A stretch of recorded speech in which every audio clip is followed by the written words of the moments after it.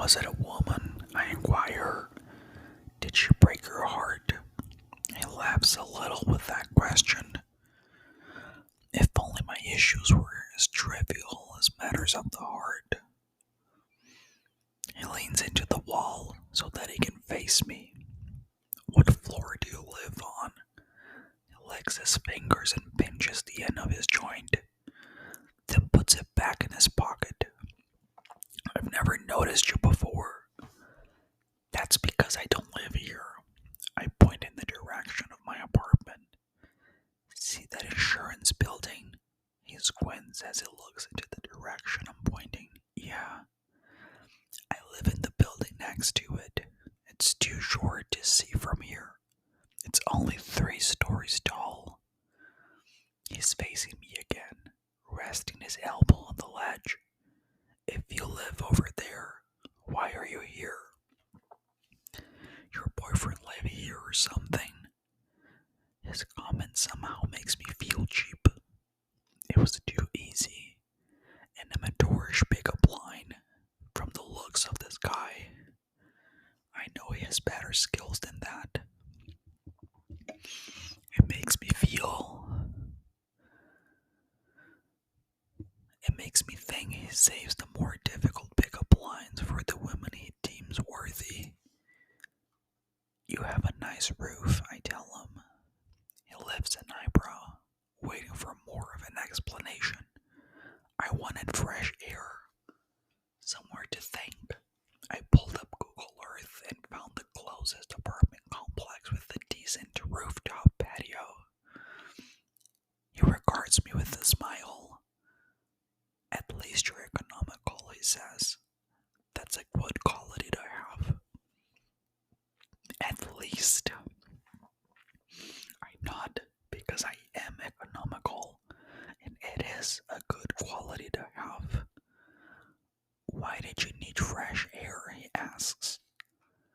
Because I buried my father today and gave an epically disastrous eulogy, and now I feel like I can't breathe. I face forward again and slowly exhale. Can we just not talk for a little while? He seems a bit relieved that I asked for silence. He leans over the ledge and lets an arm dangle as he stares down at the street. He stays like this for a while, and as I stare at him the entire time. He probably knows I'm staring, but he doesn't seem to care. A guy fell off this roof last month, he says. I would be annoyed at his lack of respect for my request for silence, but I'm kind of intrigued. Was it an accident? He shrugs. No one knows. It happened late in the evening. His wife said she was cooking dinner and he told her he was coming up here to take some pictures of the sunset. He was a photographer. They think he was leaning over the ledge to get a shot of the skyline and he slipped. I look over the ledge, wondering how someone could possibly put themselves in a situation where they could fall by accident. But then I remember I was just straddling the ledge on the other side of the roof a few minutes ago.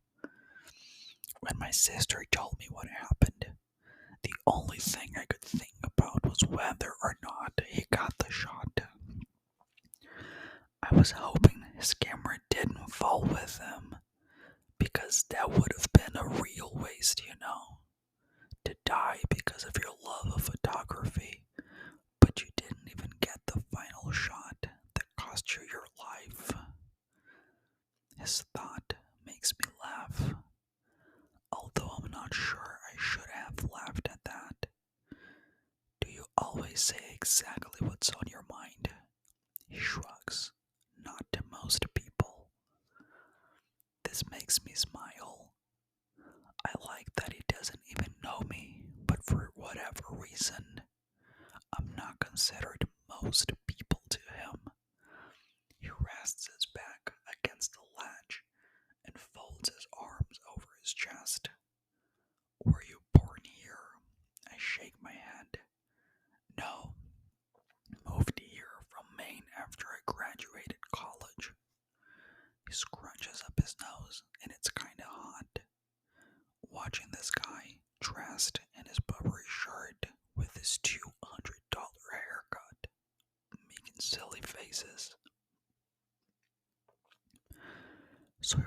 Boston. Purgatory, huh? That's gotta suck.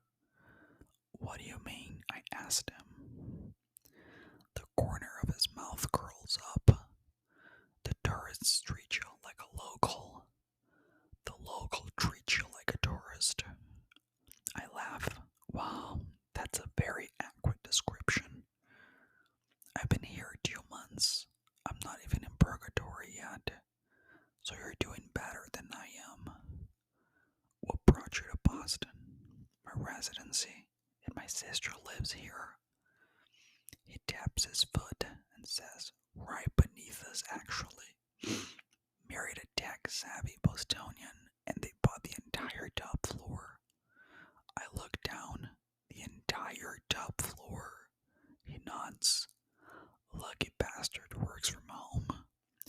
Doesn't even have to change out of his pajamas and make 7 figures a year. Lucky bastard indeed.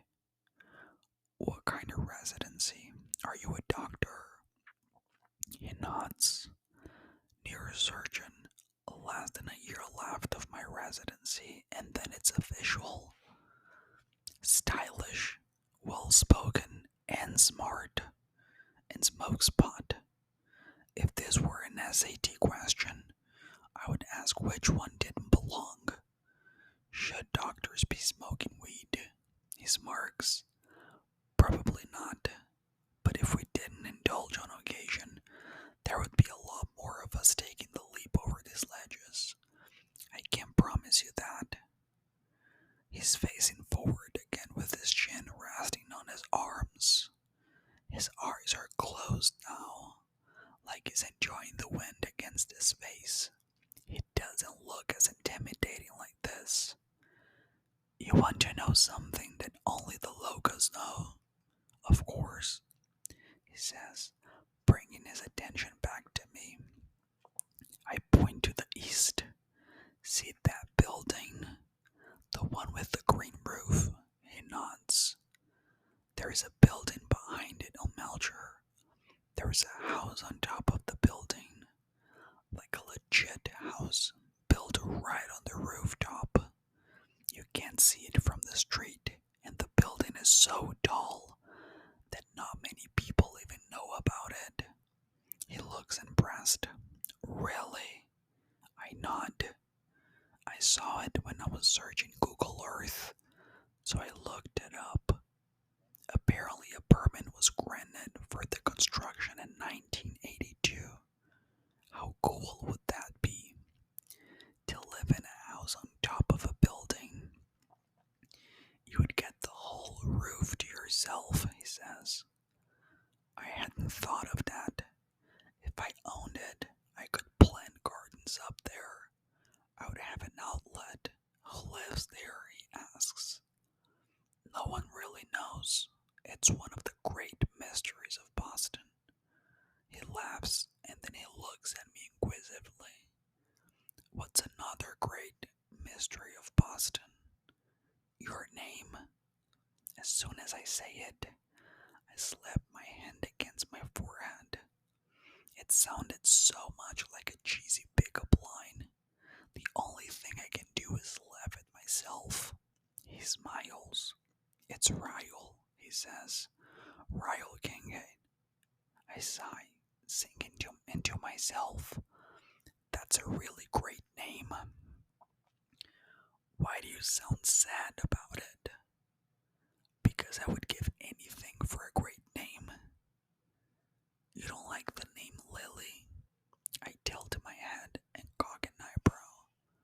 My last name is Bloom. He's quiet. I can feel him trying to hold back his pity. I know, it's awful. It's the name of a 2-year-old little girl, not a 23-year-old woman. A 2-year-old girl will have the same name, no matter how old she gets. Names aren't something we eventually grow out of, Lily Bloom. Unfortunately for me, I say. But what makes it even worse is that I absolutely love gardening. I love flowers, plants, growing things. It's my passion. It's always been my dream to open a florist shop, but I'm afraid I did. But I'm afraid if I did, people wouldn't think my desire was authentic. They would think I was trying to capitalize off my name and that being a florist isn't really my dream job. Maybe so, he says.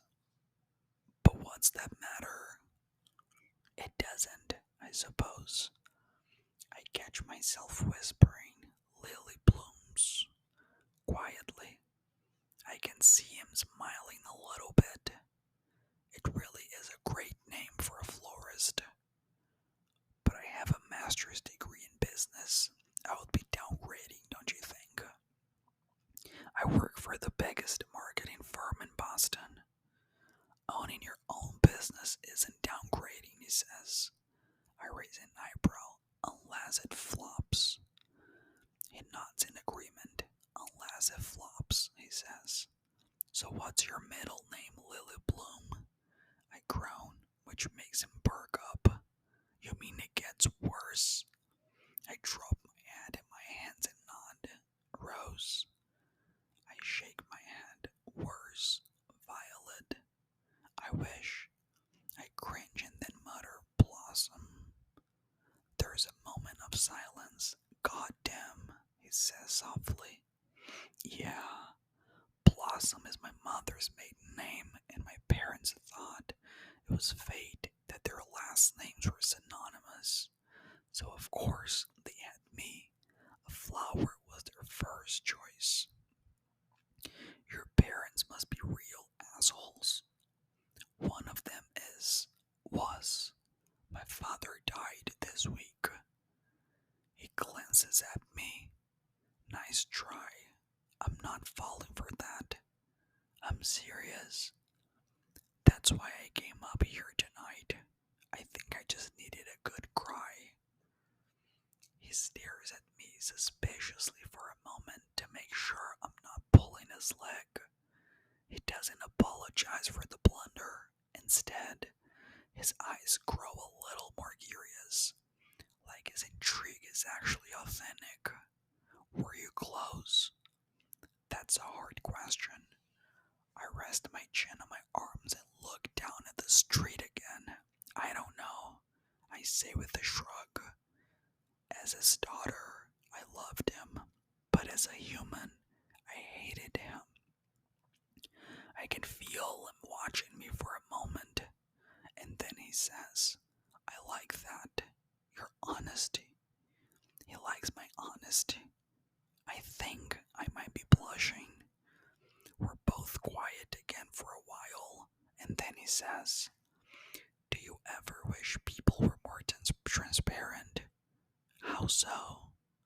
He picks at a piece of chipped stucco with his thumb until it breaks loose. He flicks it over the ledge. I feel like everyone fakes who they really are, when deep down we're all equal amounts of screwed up. Some of us are just better at hiding it than others. Either his high is setting in, or he's just very introspective. Either way, I'm okay with it. My favorite conversations are the ones with no real answers. I don't think being a little guarded is a negative thing, I say.